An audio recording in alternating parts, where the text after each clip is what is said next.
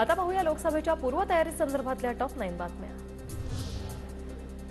कोल्हापूर लोकसभेची जागा शिंदे गटाकडे राहणार असल्याचे संकेत। कोल्हापूर हातकणंगले जागेसाठी भाजपकडून निरीक्षकाची नेमणूक नाही, शिंदे गटाकडून कुणाला संधी मिळणार याकडे लक्ष। बीडमध्ये भाजप नेत्यांची गुप्त बैठक, पंकजा मुंडेंच्या उमेदवारीवर चर्चेची शक्यता। तर दोन्ही मुंडे बहिणींपैकी कोणती बहीण राज्यसभेवर जाणार याची उत्सुकता, मुनगंटीवारांचं वक्तव्य। एक भाऊ बहिणीला दिल्लीत पाठवण्यासाठी प्रयत्न करतोय, तर दुसरीकडे भाऊ आणि बहिणीमध्ये लढत होणार। पंकजा मुंडेंचं उदाहरण देत रोहित पवारांचा अजित पवारांना आठवला।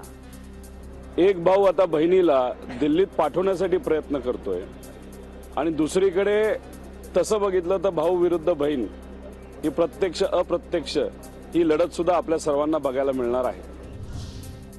आमच्यातून गेलेल्यांना गद्दारांना भाजपचं शेपूट धरत फिरावं लागणार, तर गद्दारांना भाजपची वेठबिगारी करावी लागणार, अंबादास दानवेंची टीका। आमच्यातून गेलेले गद्दार लोक आहे ना, यांना असंच भारतीय जनता पार्टीच्या मागे फिरावं लागणार आहे, शेपूट धरत धरत धरत धरत त्यांची गुलामी त्यांना पत्करावी लागणार आहे ना। आता पत्करलेलीच आहे, आणखी काही दिवसांना बघा वेठबिगारी करावं लागेल त्यांना। रत्नागिरी सिंधुदुर्गाच्या जागेवरून भाजप आणि शिंदे गटात रस्सीखेच, शिंदे गटाकडून सोशल मीडियावर किरण सामंतांचे स्टेटस, तर रत्नागिरी सिंधुदुर्गात कमळ फुलणार, प्रमोद सावंतांचं वक्तव्य। असेल, रायगड असेल, सिंधुदुर्ग असेल, या तिन्ही ठिकाणी जर तुम्ही म्हणत असाल मी पण भारतीय जनता पार्टीचा कार्यकर्ता आहे, माझी पण इच्छा ती म्हणजे कमळ फुलायलाच पाहिजे। रत्नागिरी सिंधुदुर्गच्या जागेवर शिवसेनेचाच दावा राहणार, उदय सामंतांची प्रतिक्रिया। तर सिंधुदुर्गमध्ये 2.5 लाख मतांनी पडायचं आहे, ही मानसिकता ठेवून यावं, विनायक राऊतांची टीका। ते रत्नागिरी सिंधुदुर्गमध्ये कोणाला उभं राहायचंय त्याने कोणी उभं राहावं आणि मानसिकता ठेवून यावं की आपल्याला 2.5 लाखांनी आपटायचं आहे।